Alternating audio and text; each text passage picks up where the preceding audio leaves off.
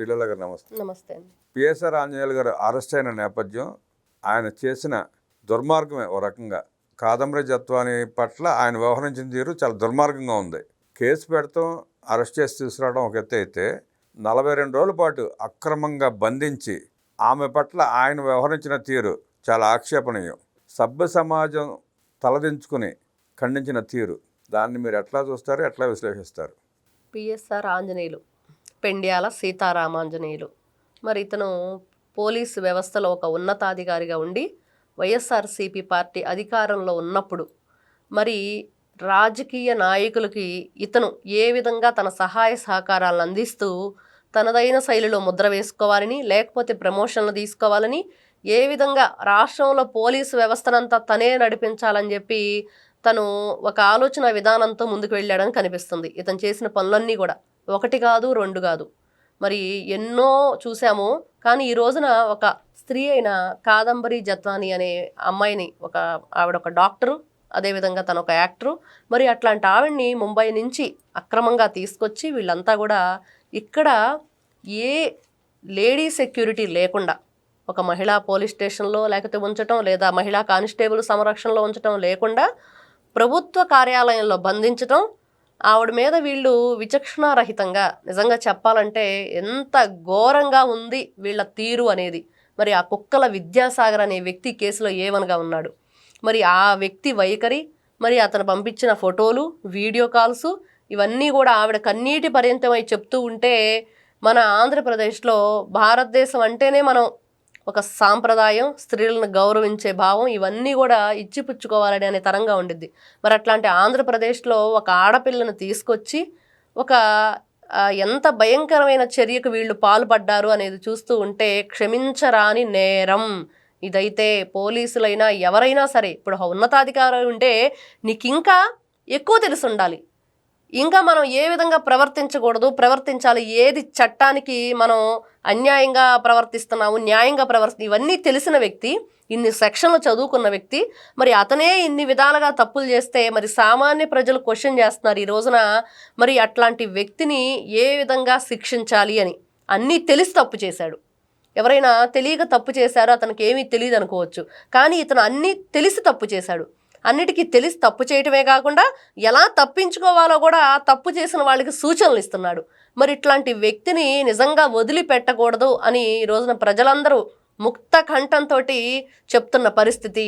అంటే ఆడపిల్లని అంత భయంకరంగా, నీకేం పని ఈవినింగ్ టైం, నైట్ టైం ఆవిడ దగ్గరకు వెళ్ళటానికి, ఆవిడని ఆ విధంగా ఇబ్బంది పెట్టడానికి, మరి కనీసం ఆడ మనిషికి ఉండే ఇబ్బందులు, శానిటరీ ప్యాడ్స్ లాంటివి కూడా వీళ్ళు ప్రొవైడ్ చేయకుండా మరి అంత ఘోరంగా ఆమెను హింసించాల్సిన అవసరం ఏంటి?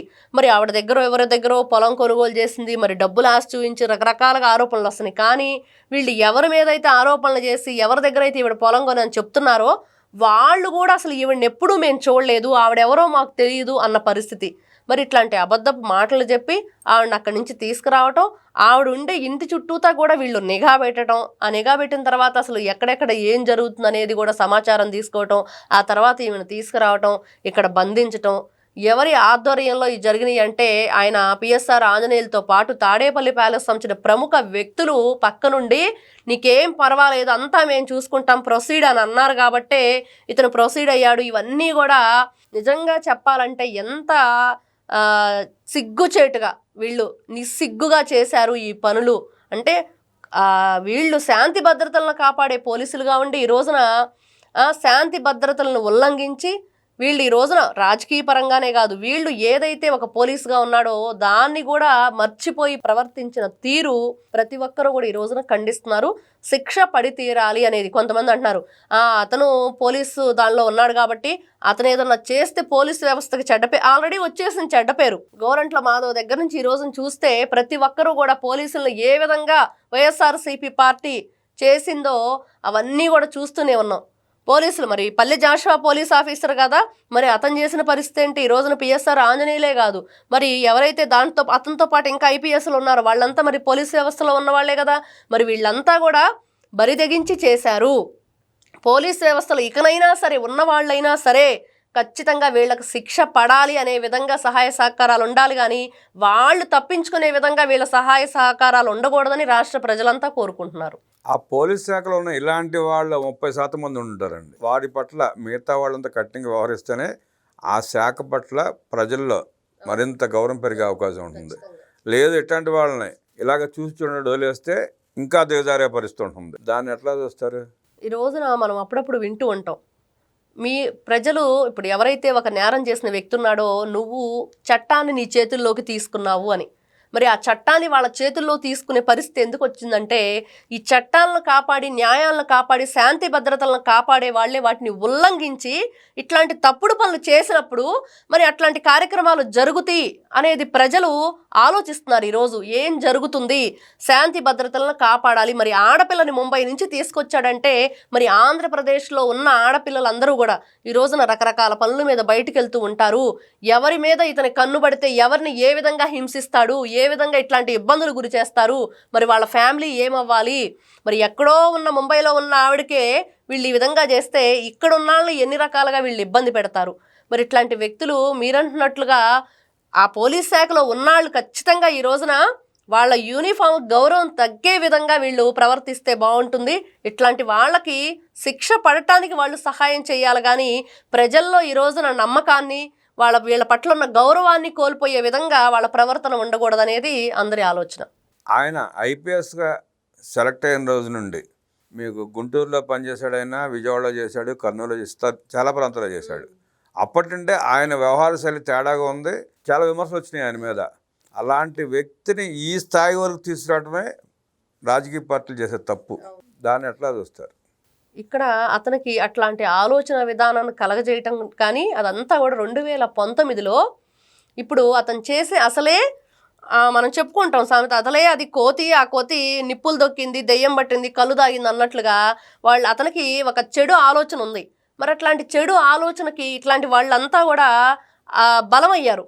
మరి దాన్ని వాళ్ళు బరితెగించి ఇష్టానుసారంగా చేసినప్పుడు ఖచ్చితంగా ఎవరైతే 2019 నుంచి 24 మరి ఇవన్నీ చూస్తున్నాం, పోలీసులు దొంగలు చేశారు రాజకీయ నాయకులు అప్పుడున్న వాళ్ళు. లిటరల్లీ కనిపిస్తూనే ఉంది. ఇటు పల్లి జాషువా ఒప్పుకున్నాడు, మరి ఇప్పుడు పిఎస్ఆర్ ఆంజనేయులు కానివ్వండి, ఈయన కాంతిలాల్ టాటా కానివ్వండి, వీళ్ళంతా కూడా విశాల్ గున్ని కానివ్వండి, ఇవన్నీ చూస్తూ ఉంటే ఇంతమంది ఐఏఎస్లు, ఐపీఎస్లు ఎందుకు ఈ విధంగా ప్రవర్తించారంటే ఖచ్చితంగా అప్పుడున్న రాజకీయ నాయకుల లోపమే, వాళ్ళ సహాయ సహకారాలే.